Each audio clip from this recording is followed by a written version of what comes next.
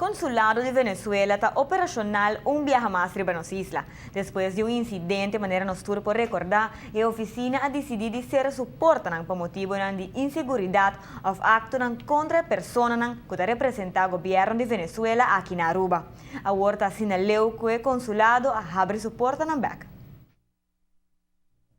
We worden informado door de buitenlandse zaken die Reino, que entre Venezuela e Reino llega a um acordo para o consulado regressar.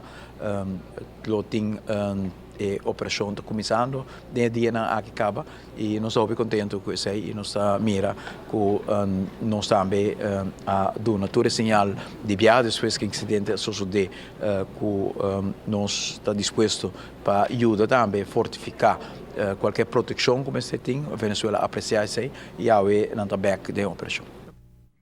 O mandatário reitera a importância de uma boa relação com Venezuela, já que trata aqui de nos países vizinhos de dois mercados turísticos mais principais para nossa isla e a base de 200 anos de relação histórico e cultural. O governo de Aruba está lamentando que havia de um incidente, é que por quebrar a relação existente, pero está contente com o agora por conta back com uma operação completa de consulado venezuelano.